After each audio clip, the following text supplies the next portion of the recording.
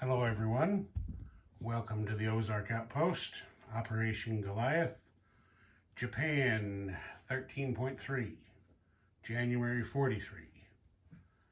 Got in a hurry last time, didn't give the Soviets their wartime economy roll, so there's 9 more added to their bank.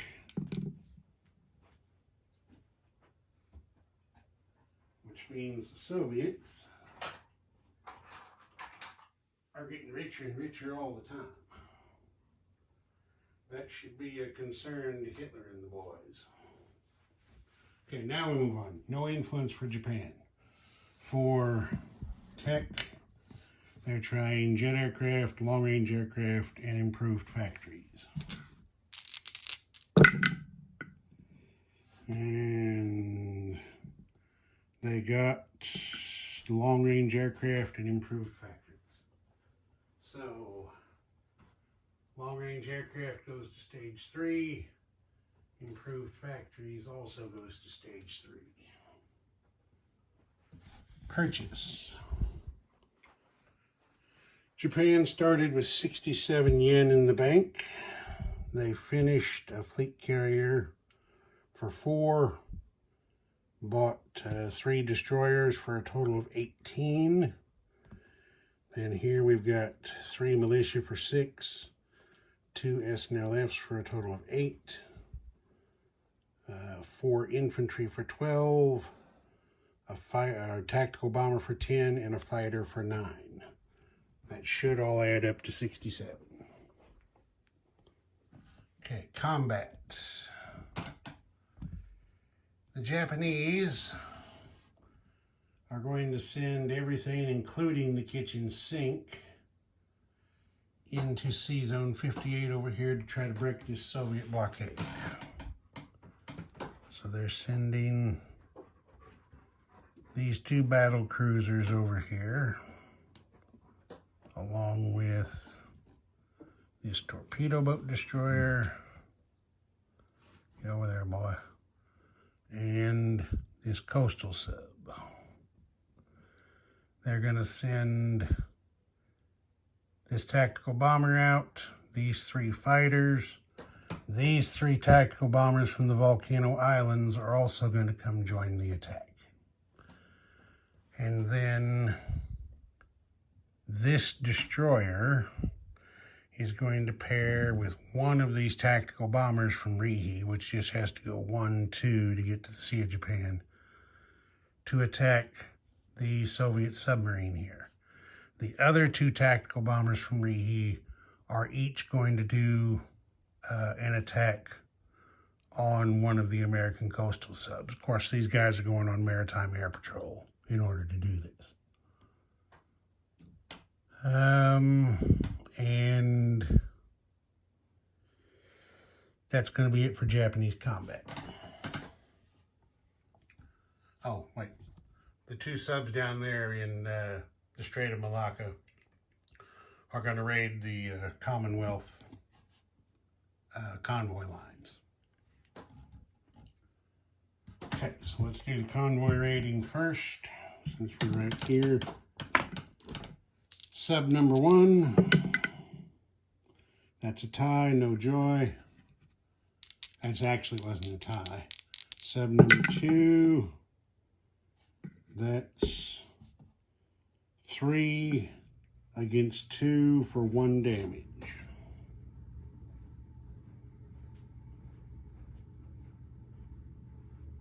One damage applied to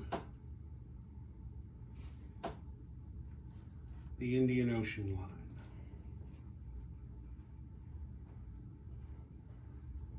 So we take 1 rupee away from FEC. And now the Commonwealth gets 2 defense rolls in return for 1 hit. So kill one of these Japanese submarines.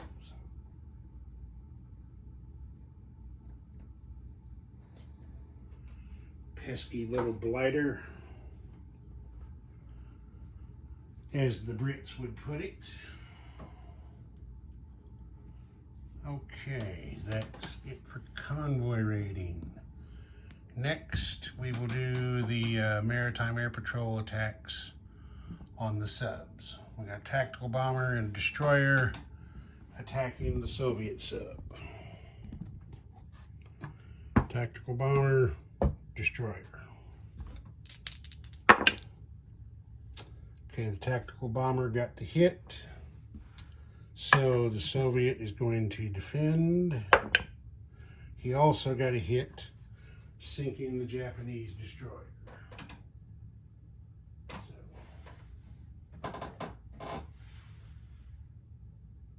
get these guys off here. There's that. Now we have a tactical bomber attacking an American coastal sub. He misses. Second tactical bomber goes in for his attack. He hits. So, kill one American coastal sub.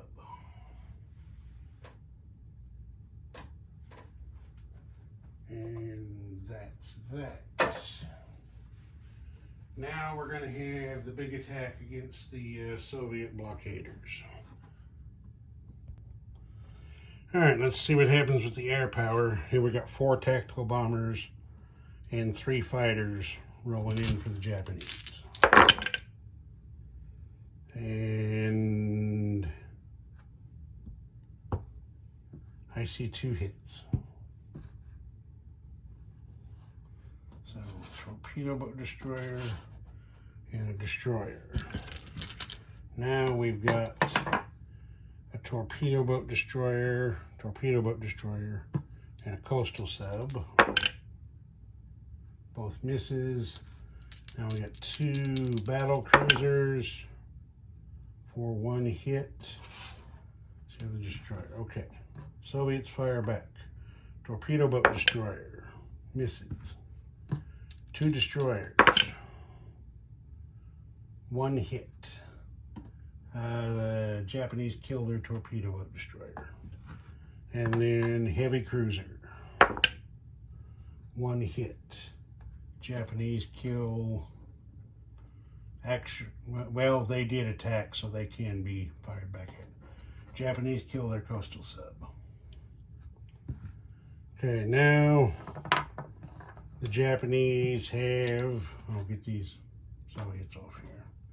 So now it's 2 battle cruisers against a heavy cruiser.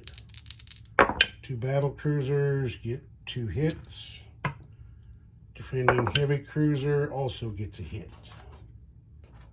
So the Japanese broke the blockade. Let's see here. Do they want to kill a battle cruiser or do they want to kill a plane? They're going to kill a fighter because it's cheaper. They're going to keep the 2 battle cruisers. So the blockade is broken.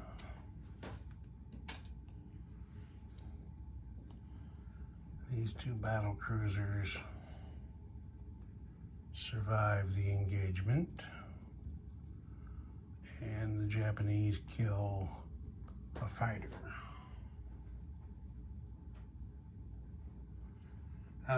The Rihe tactical bombers flew back to Rihe.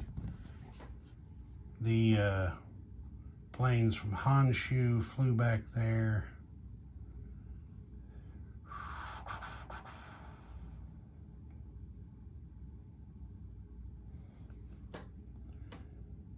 The planes from the Volcano Islands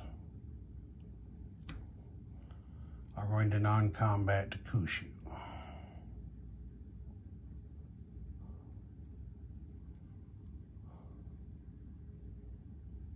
Okay, there we go. All right, now, non-combat movements. Well, actually,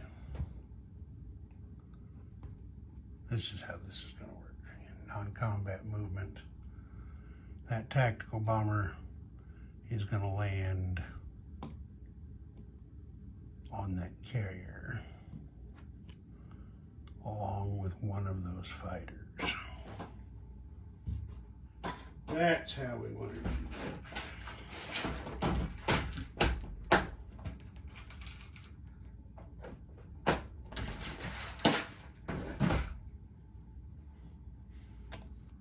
There we go. Now we're fixed up.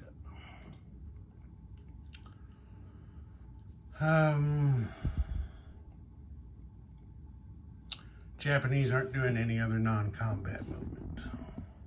So place units.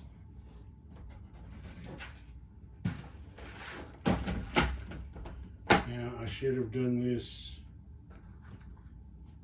at the time, but it really didn't matter. Since the Japanese were at war with the Soviets, they get another commander as well. He goes into Tokyo.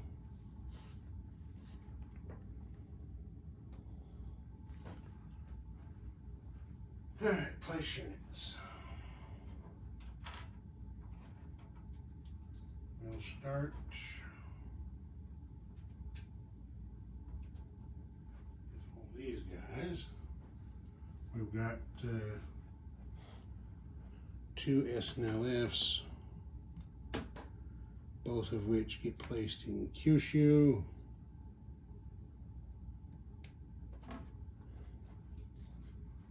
And then a militia to northern Manchuria, 1 to western Manchuria, and 1 to eastern Manchuria.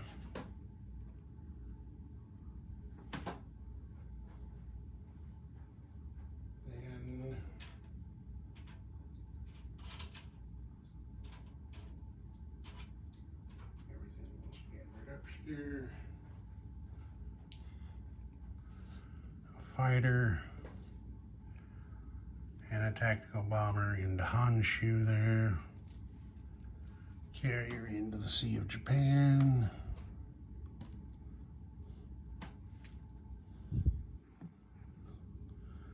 Destroyers into the Sea of Japan.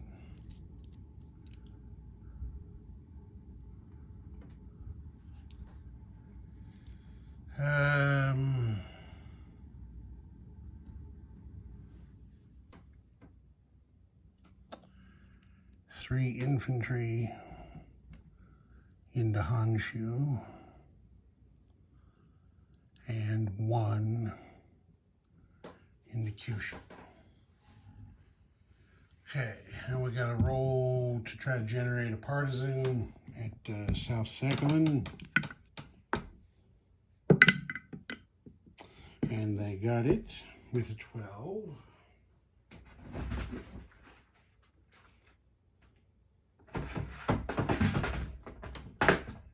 Find where my partisans are at for these guys. There we go.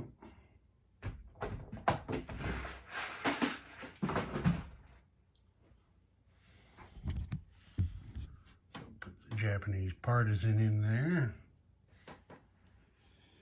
Now collect oil. The Japanese are +1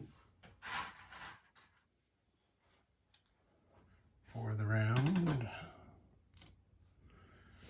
Money, since they broke the blockade, they got their fish resource back.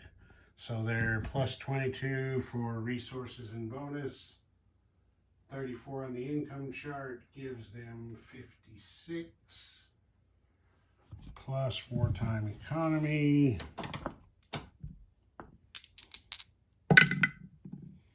Another 7, that makes 63.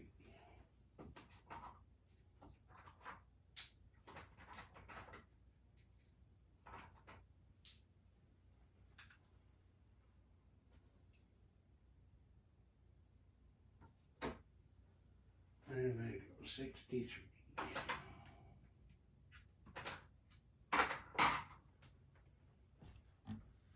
All right, I think that's it. Ozark Outpost, over and out.